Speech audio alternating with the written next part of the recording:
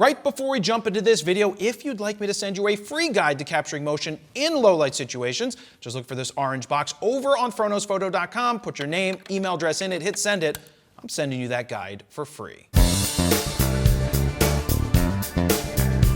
Jared Polin, froknowsphoto.com, and this is a comparison between the Sony A1 flagship and now the brand new Sony A1 II flagship. The point of this video is to help someone who doesn't have either of these cameras decide should they go with a new or used A1 or should they go with the newer flagship of the A1 II. Or for people that have an A1 already, is it a worthwhile upgrade to go up to the A1 II? And I'm going to answer that throughout this video as well as when I wrap it up at the very end. Now with both of these cameras, I've used them extensively. This A1 has been out for 4 years at this point, and I did a year later review where I used it a ton and have a lot of great thoughts about it. And I've used the A1 II at this point for a little bit over a month. Now if you want to see some of the hands-on with both of these cameras, you can click the links down below that will take you to some of the better videos that we've done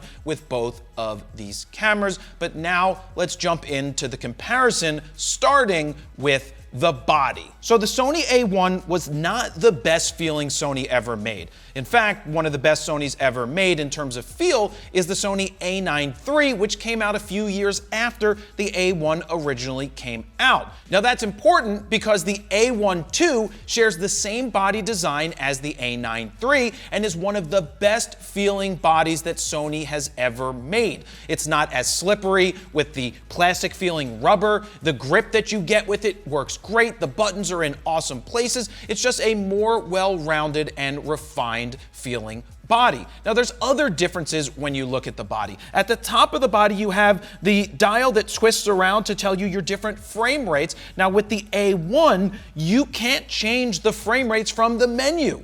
You have to physically turn a dial to do that, and that's frustrating. Well, they corrected that with the A1 II because you could go to this asterisk up here, which allows you to then control those settings inside of the camera. So that is a welcomed addition. One of the biggest changes between these cameras is the screen on the back of the camera. And it's not so much the quality of the screen, it's more the fact that one flips out and rotates and is all of the bells and whistles that you could want it to do. If you want it to flip out and rotate, you got that with the Sony A1 II. If you want to tilt it, you got that with the A1 II. You just have tilting here with the original A1. So check mark goes over here to the A1 II. Not that we're going to do a ton of check marks today, but the A1 II gets a check mark there. Now that's a check mark for the functionality of the screen, but how is the quality of the screen? Because normally the Sony LCD screen panels, not very good. I don't recommend using those to show people your images because the quality isn't up to standard, and I think Sony needs to do a better job there, but that doesn't matter in this case. The A1 II has a 3.2-inch screen, whereas the A1 has a 3-inch screen that's 1.44 million dots.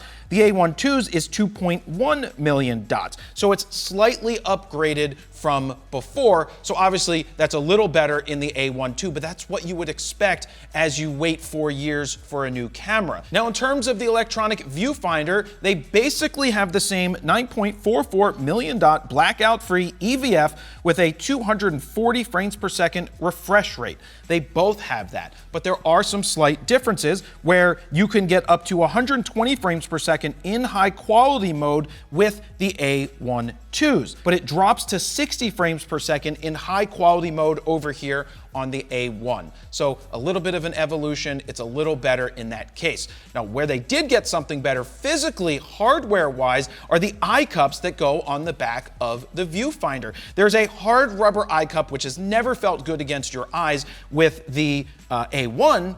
The A1 II now offers you a nice pillow feeling rubber eye cup that just feels so much better. So I'm pretty sure you should be able to buy one of these for the old A1. I don't know what it's going to cost you, but it's nice that it now comes with that because it is much better against your face. Now moving back into the body, there's a couple of more things to point out before we get into the actual specs of these cameras and more of the differences. Right here under the dial of the A1 II, you now have the ability to switch from photo to stills to slow and quick with a separate dial, whereas you didn't have that ability with the original A1. That was all just here on the top of the dial. Now, for those people that transfer data using a LAN port, you've got a faster LAN port here in the A1 II than you do have here in the A1. So that's been upgraded, and if you do transfer, it's going to give you much faster speeds for doing so. And one of the other differences, and this comes in the box when you get the A1 II,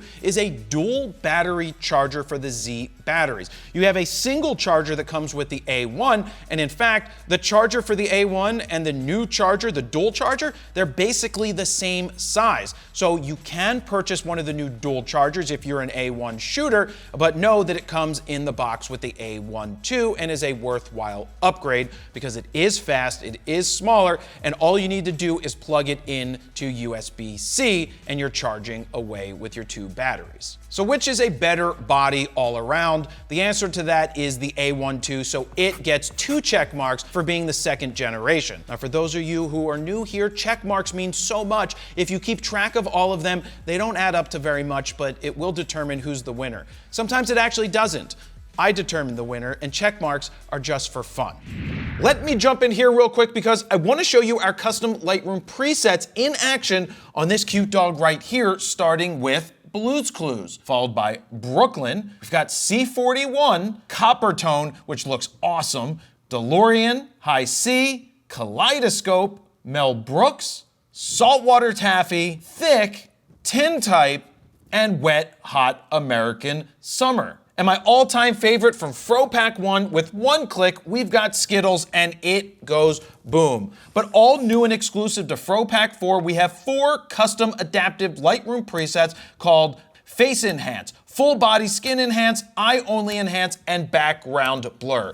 So look, if you want to speed up your raw workflow, give yourself a great starting point, or you're just tired of other people's presets sucking, as you can see, our presets do not suck. That's why we created 14 all-new custom Lightroom presets that you can check out right now at froknowsphoto.com/FroPack4. While you're over there, you can play with the sliders to see the befores and the afters, and if you decide to pick them up right now, they are currently on sale. Or if you want to get the Grand Slam bundle that includes FroPack 1, 2, 3, and 4, and of course my favorite Skittles, you can save even more. Now, let's get back to the video.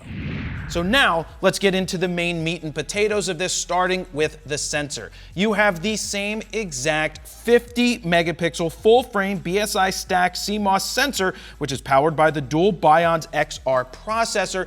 They're the same in both of these cameras. Now, I know some people were like, we waited 4 years for a new camera and all you did was this? First off, the A1 was one of the most revolutionary cameras in the history of the photography world, and it's still a great camera today that has been refined with changes that I personally wanted to see with the A1 II. So the fact that they stuck with the same sensor is something that Sony has done throughout their history. They've usually done from like the A7R4 to the A7R5 and the A9 to the A9 II. They usually go 2 generations with their sensors, but they make other tweaks to make the newer ones slightly better. That's what they've sort of done here, ever so slightly. But the 50 megapixel sensor in these cameras is fantastic. So we're giving no check marks because they both are really good. Now let's talk about the native ISO, which is going to be very similar because we have the same exact sensor. We go from 100 to 32,000, expandable up to 102,400. And Sony is saying that they've improved the mid to high ISO performance now with the AI processor, which we'll talk about in just a second in the A1 II. But we aren't sure if that's in the RAW files or just in the JPEGs. As of right now, we're told that the mid to high is meant for JPEG shooters, and there's a lot of JPEG shooters out there. I'm not one of them. By the way, -5 billion check marks if you're a JPEG shooter and you don't shoot RAW. How about them apples? But it's a little tweak that they've done that differentiates the A1 II from the A1. There is a noise reduction composite shooting mode that the A1 II has added. Now, one of the caveats there is that you need to use Sony's proprietary software to unlock that, to stack all the files. Basically, it's computational photography that's not being done inside of the camera like when your cell phone does it, when you take a bunch of pictures and then it mushes it all together. It's not happening in the camera just yet. Not that big of a deal at this point. Now, in terms of frame rate, you have the same exact frame rate with both of these cameras. You've got your 10 frames per second in mechanical 14-bit uncompressed RAW. You can shoot up to 30 frames per second with the electronic in compressed RAW, 20 frames per second in the electronic shutter in 14-bit uncompressed RAW, and it has oversampled crop modes for extra reach and better detail. So both of these cameras have the DX crop mode option where you can just punch in with your 50 megapixels and get, what, 21 megapixel files, which is still pretty good if you're a cropper. I personally rather have you do it after the fact if you're gonna do it. By the way, negative 3 billion check marks if you're a cropper. Yeah, you guys are losing today. I'm just kidding, you people that like to crop. And by you people, I mean you people. It's totally fine. So once again, not a lot of differences there, or no differences there, but where we start to see differences is right here when we get to the focus of these cameras. Now, the A1 II has a dedicated AI processor with real-time subject recognition, which includes human, animal, bird, insects, cars, trains, airplanes. That's a lot. The A1 II has a new auto detect mode, which means that it can detect between animals and people. But Sony does say that it will be faster, the autofocus, if you do select the bird. So if you're going to be photographing birds, it's going to be faster than allowing the camera to choose on its own. Have I seen a difference? It's hard to say, but if they say it's going to be faster, then I would go with them. If you're photographing birds or you're photographing humans, make sure to make the switch. But if you forget to do it, just know that the camera's now going to recognize it. It didn't recognize it here with the A1. Now, in terms of improvements and differences between these cameras when it comes to autofocus, Sony says the A1 II has a 30% improvement in human and animal recognition and 50% improvement in bird AF performance. That's a big deal to get better improvement. Obviously, A1 II gets the check mark here for overall improvements to the autofocus, but that is a given. You would think that it would be improved after 4 years. And yeah, it's subtle, but it is worth it and it is better. To add on to that, with the A1 II, all of the subject recognition modes work when you are shooting in video. That didn't happen with the A1. So there is another improvement. And on top of that, they also gave you extra small, extra large, and custom focus boxes that they borrowed from the A9 III. So obviously the autofocus on the A1 II is getting a half a check mark. Just kidding, it gets a full check mark. Let me cut in here real quick and let you know that this video is brought to you by Squarespace. If you're looking to build your very own online portfolio, use what I've been using for my personal website at jaredpolin.com for more than 15 years because it's simple, easy, affordable, and I don't need to know any coding. And I can also put up a store to sell my prints in a matter of minutes. To get your 14-day free trial, head on over to squarespace.com/FroKnowsPhoto. If you decide that it's for you, use the code FroKnowsPhoto at checkout to get 10% off your first order. Now, let's get back to the video.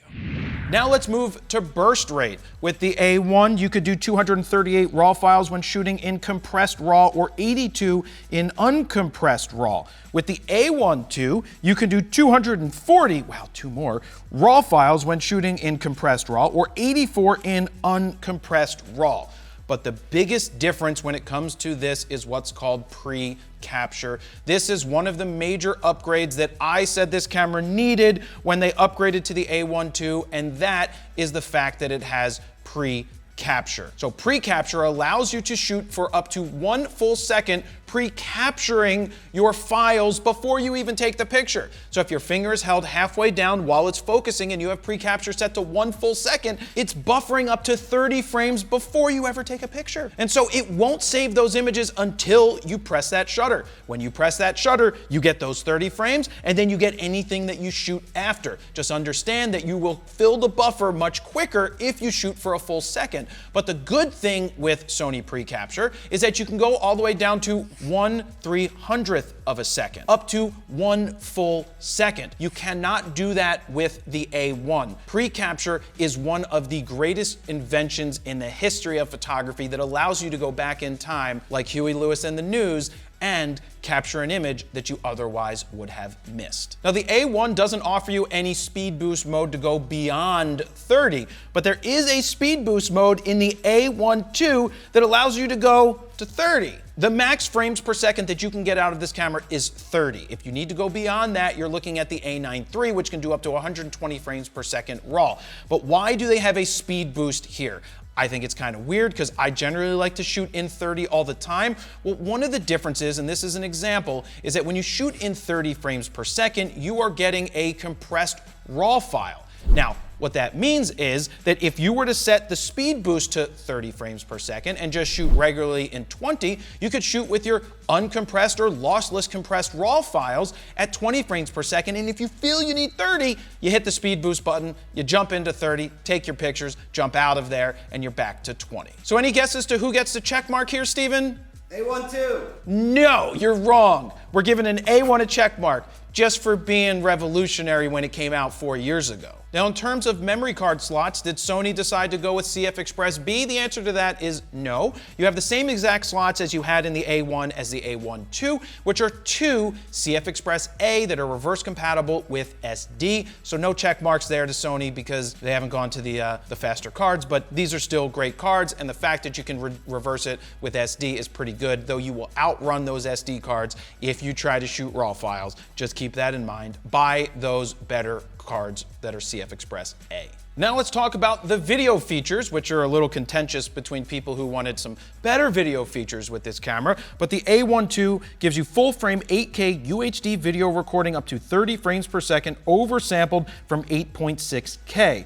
Or a 10% crop in 4K up to 120 frames per second in 10-bit 422 with line skipping. You got Super 35 4K oversampled from 5.8K with no pixel binning up to 60 frames per second, Full HD up to 240 frames per second. It also has AI-based features like auto framing and framing stabilizer, accepts user-imported LUTs, IBIS with up to 8.5 stops of stabilization with dynamic active mode that combines both digital and optical stabilization, as well as a digital hot shoe for wireless audio. Now on the A1 front, let me check my notes here, has the same resolutions and frame rates as the A1 II. But it also doesn't have all of those AI features that the new one got, and it also has slightly worse IBIS, but other than that, it's basically the same. So kind of a disappointment. Now the biggest thing that separates the A1 II from the A1 is that dedicated AI processor for autofocus. The A9 III got that, and that was light years ahead of any other Sony camera. In fact, when I was using the A1 as my main shooter for almost 2 years, I ended up leaving Sony. One of the reasons was I liked the way that Canon's R3 autofocus worked. I felt that it was better at tracking and subject recognition, and it didn't get those two green boxes, you know, the green box with the two lines on the end. If you're an A1 shooter, you know exactly what I mean. That's tracking where you activate it, where the camera couldn't recognize the subject. Now, that's a thing of the past. Well, it's still there, but more times than not, this recognizes the Sony A1 II, recognizes the eye from a distance, the face. It does a much better job, and that's why this wins at autofocus and is a huge, huge upgrade over the original A1. And for that reason, it gets a bunch of check marks that Dan will put up on the screen right now. And that brings us to the price. The A1 has dropped down to $5,498, and the A1 II brand new is $6,498. So you have a, let me check my math here. You have a $1,000 difference there. If you're deciding on should you buy an A1 or an A1 II, look, if you're spending $5,500, you can probably spend an extra $1,000 and get the quality of this camera. But if you don't need the AI processor, the pre-capture, the different feeling body, then I'd probably recommend buying an A1 used. You can save even more money. If you save $2,000 and the A1 is good enough for you, I mean, the A1 is a fantastic camera with its 30 frames a second at 50 megapixels. It's insane. It's still insane, but the A1 II is better. So if you already own an A1 II and you're an action shooter, it is an absolute sell this, dump it, get some money out of it, roll that money into the A1 II because that autofocus is so much better, the ergonomics are so much better, and pre-capture is going to change your life, especially for sports and action shooters. Both of these cameras are fantastic. I know people are upset that they expected something more grandiose from the A1 II, but when the A1 was so good, it just needed a few tweaks. When an A1 III comes out, that's probably going to add some really cool features, but that might be 4+ years away. So which one would you go with and why? Please let me know down below. And as one last reminder, I do have a 1 year later review of this camera, as well as hands-on previews with the A1 II. They're all linked down below so you can get more information about these cameras. But thank you very much for watching. Jared, PolinPhotoPhoto.com. See ya.